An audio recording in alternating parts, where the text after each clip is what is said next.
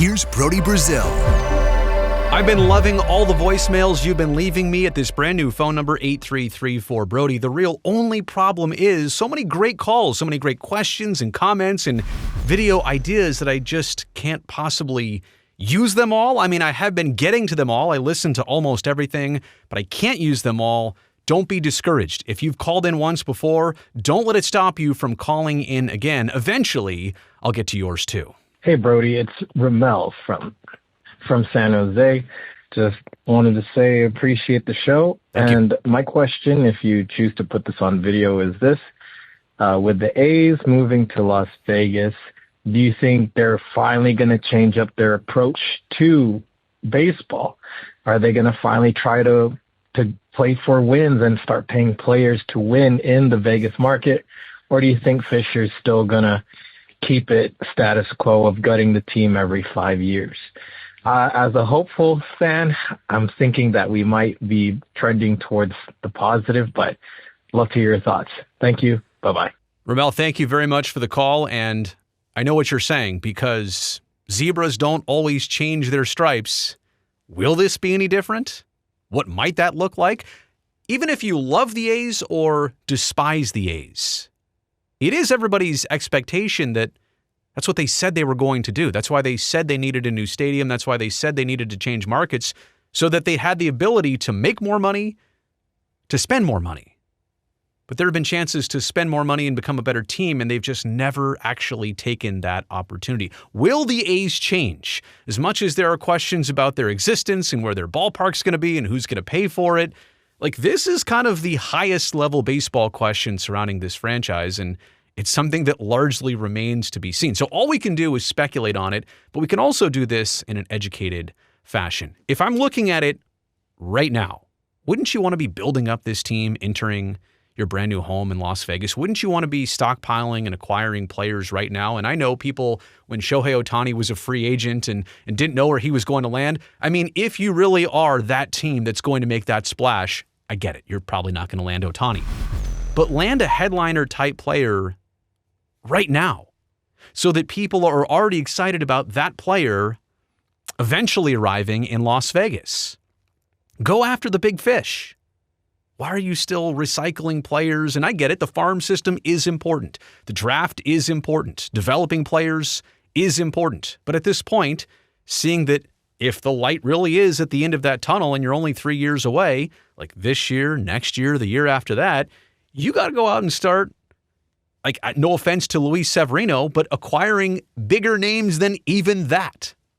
And it doesn't correspond well, all the rumors that we've heard, even within the last week alone, that players like Brent Rooker or Mason Miller might be traded by this upcoming deadline. Like, this deadline alone might be another flip situation. How long can you do this? How many times can you do this? Wasn't Rooker recently signed to a pretty hefty contract extension? Shouldn't Mason Miller, instead of being talked about getting shopped, shouldn't he be somebody that gets locked down? Like, Mason Miller is an attractive player and piece that you would love to see if you're a fan that's going to follow the team to Las Vegas.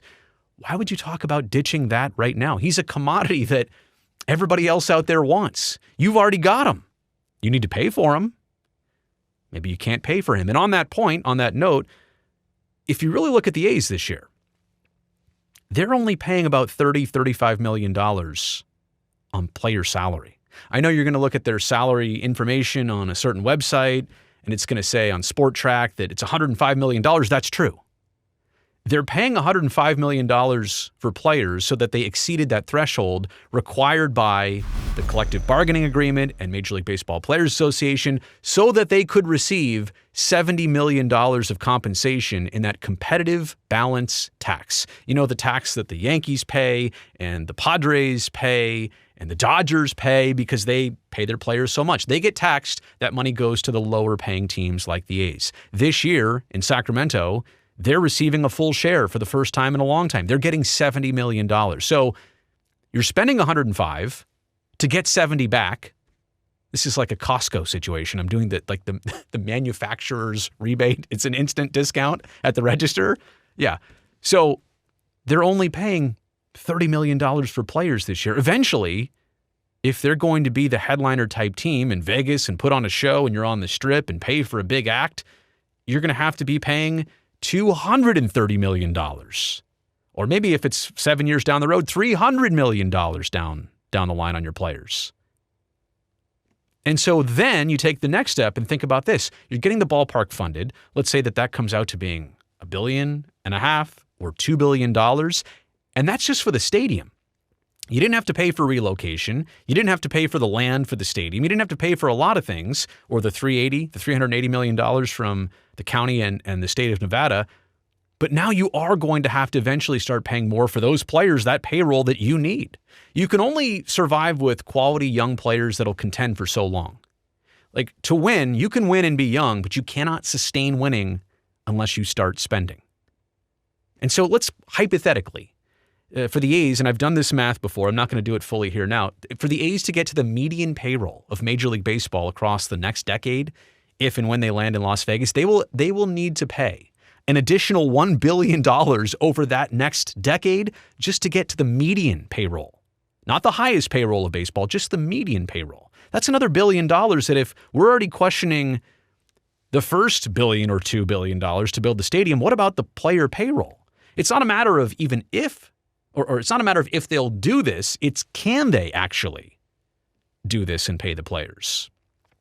I think I've already explained this enough, but I'll close it out by saying it's kind of sad and it's kind of unfortunate that all of this talent gets churned out by the baseball side of the Athletics franchise. And David Forst, the general manager, and before that, Billy Beane, and the scouting department, and all of the baseball side have been so competent in this franchise. They keep regenerating so well.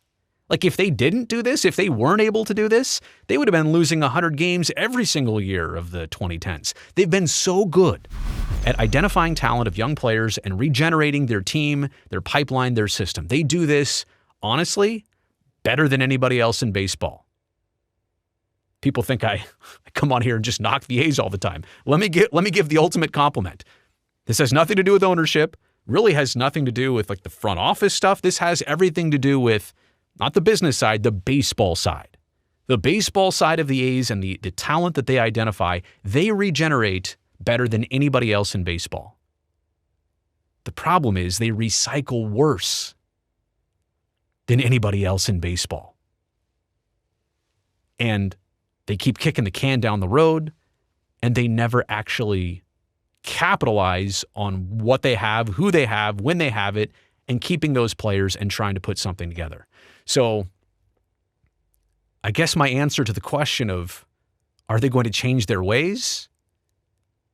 I don't even know if they can, but I'm certainly not convinced that they will, even though that's the expectation. Let me know what you think in the comment section below. Also, thumbs up while you're down there. Helps me, the video, the channel. Consider becoming a member of this channel. Fire my thumbs up. That would be great. Also, definitely subscribe because that's for free down below. Hit that button. I'd definitely love to see you back here next time.